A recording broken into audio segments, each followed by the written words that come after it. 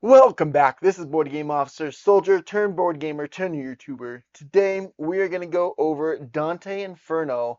We're going to actually go over Circle 3 today. Now, why Circle 3 out of all of them? Basically because Essen Spiel is coming up October 4th, 5th, that weekend. This is a sponsored video from CGS, and CGS is actually going to have this game set up at Essen Spiel here. As you can see, this is all set up for scenario or circle 3 here. This is going to be so you can be ready for it. If you're going to playtest this there, you're going to be kind of ready to what to expect there. And if you're not going, this is kind of a cool, just kind of like see what the third circle is going to look like anyways. So it's going to look like this. So as I said, this is a sponsored video, so take that into effect, but no real opinions are going to be set here. This is pretty much just stating the facts of what this is. So take that for whatever it's worth to you. So first off, by the time you've come to this point, the third circle. So the first circle was with you're battling Minos from Limbo. And then the second circle, you were fighting Achilles. And that was for the Lust. And now we're on circle 3, Gluttony. And we surely are battling Cerberus here. Now, everything here I do need to say is prototype. So this is definitely not final quality. However, it still looks freaking awesome. I mean, look at that. I know this light's not the best for this, but there's like a face. Actually, I'm going to show this right here. Now, this is a paint job that looks freaking incredible. Super excited about all that. Anyways, all right, now we're back here. So, circle 3. So pretty much to go over your characters here first. At this point, your characters, they have upgraded twice. So by this point, you have added 2 new cards to your deck here. 2 level 2 cards. As you can see here, maybe you've got some level 1 and some level 2 cards here. These are 2 level 2 cards that you have upgraded into your deck or replaced. You take out 2 cards and add 2 cards. At the beginning of each round, you get to rearrange your deck no matter how it is. So just because you rearranged it once or got rid of one card does not mean it's gone forever, my understanding at least. So we have a new hand or new deck here. Also, the third circle is going to be the first time that you have actually upgraded your character. So this is one thing that's, okay, here's an opinion. I do think it's really cool about this is your characters are actually going to grow depending on your choices that you make during the story phase of this. So, and pretty much there is a good and, I don't want to say good and bad. Of my understanding, it's morally gray areas.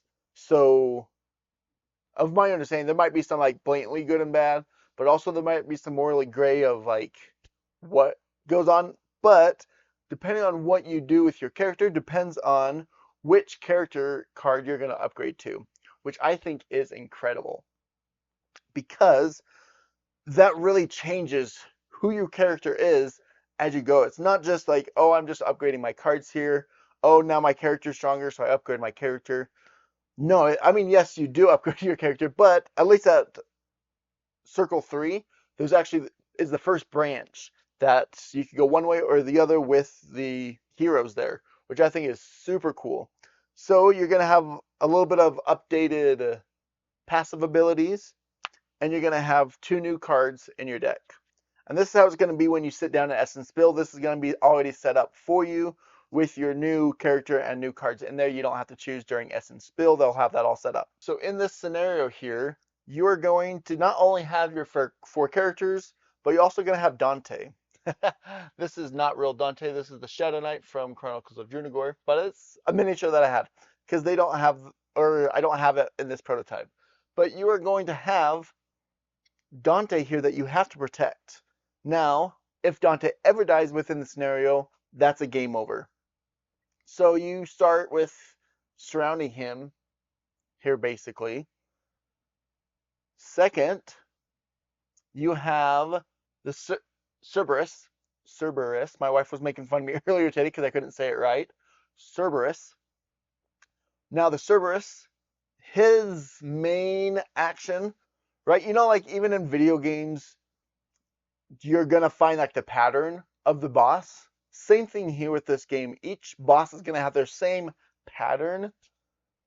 but you never know which one it's going to be because you just have this random deck that he's going to activate. But he activates in general the same way. There are a few cards in here that throw that for a loop, but in general, what he's going to do is he's going to charge forward in one direction, as many spaces as it says, 1, 2, or 3 spaces. Now, because he is a very large character, when he goes through, he's going to destroy and or shove anything that's in his areas. So meaning he would go 1, 2, 3. He would knock this over and push it out because these never actually get destroyed. They just bury up away. We would get shoved out of all spaces, and that one would get knocked over as well. So there you have, right? Boom, he chases, basically just throws everything off to the side, making this totally off of what we were going to do, right? So that's going to be his main thing. Now, where he throws it off is sometimes he might go 1 and then turn and then keep going. So while you think you might know what he's going to do, he might go for a loop. That's actually when I played at Gen Con, we actually lost that way. Then we redid it, pretend like we knew so we could keep playing. But we put Dante, right, kind of in an L shape because we're like, oh, he's just going to run forward all the time. Let's make sure he's on not in a straight line from the Cerberus. See there? I said it again. I said it wrong again. Cerberus. Anyways, and the Cerberus ended up going 2 spaces, turning and going and killing Dante. Just like that. He stepped on him and killed Dante. So, you kind of know what he's going to do, but he's still going to throw you for a loop. Now, the next thing about the Cerberus is you can actually climb his back. I'll see if I can't zoom up there, or at least I've got a picture here showing that you can stand on his back. That's an extra space that you can stand. Because he's a big character, melee attacks are going to be, if I zoom up here, since you can't stand in those spaces because he's so large, every one of these spaces adjacent to him are going to be for melees, and or on top of his back is this blind spot, which you can attack him. For the artist purposes, it does count as behind him being, how does it state? Yeah, it does consider being on his back or targeting his back when you're on his back. But also, he is considered to be 1 level up. So his paws are on the ground level, and from like his mid waist up is level 1. So you can move from here to here without taking any fall damage. If you could see that onto this guy here. Also, if he can buck you off essentially. So if you fall, you still take that 2 falling damage for being at 1 level. Therefore, to be above him, you must be at 2 levels to be above him. Now, I really wish I just had these painted because this is really hard to see all the gray, but that's all right. This is all prototype. So once this fulfills and stuff, when I do the base game, it'll be all painted, hopefully, and it'll look a lot better. Anyway, so that is the Cerberus. Now, as you can see, we have other characters on the board here. We have the Gluttons. Nice little fat boys here. And we also have the Knights of Order here. My lighting is not set up to do this. I will correct that for next time. But as we have both of those to add to this whole scenario here. So not only do we have Cerberus running around creating a muck, we also have these Gluttons and these Knights of the Order running around. Now, a couple things about the Knights of the Order and the Gluttons is they still target the heroes or the champions. However, they can hurt each other and or even Cerberus if they did enough damage to overcome his sturdiness. So you can actually try to use that to your advantage. Sometimes being in the area of someone can be beneficial because they could do damage to other people, but if they're in your area, they possibly do damage to you. So you kind of have to weigh that of how that's all going to go. But I really like that idea of being able to kind of use them. Now, the special things is the Gluttons, the Gluttons, what they're going to do is yes, they'll move around, do some damage, but if the Cerberus ever kills, I don't know why these prototypes keep breaking. But the Cerberus is going to go around, and if he ever kills one of these if they're standing up, because you'll have them laying down and standing up. If they're laying down, it doesn't do anything, it just shoves them. But if they're standing up and the Cerberus steps on them, the Cerberus is actually going to heal one for every one that he steps on. So these gluttons are really actually a bad ordeal. Not only are they doing damage, but they're healing the Cerberus. Now, the Knights of the Order, they do not, gosh dang it, sorry. The Knights of the Order, they do not start on the board. They will spawn once they have their own Confrontation event deck, same as the Gluttons. Now, these guys mainly are just going to be there to attack, but they move around. Like I said, they may attack the Gluttons and they may attack the Cerberus. They're just kind of Knights of Order. They're just there trying to keep the order, not necessarily to kill us, but to kind of hurt everyone in there. So you have to manage them, try to use them to your advantage if you can, but you really have to be careful because there can be up to 4 Knights of the Order and 4 Gluttons on the board. And if they're all doing damage, their damage does stack. So if you got like 2 of them on you, they're doing 4-8 damage, and that can really hurt you. So you do have to manage them, but you can try to use them to your own advantage as well.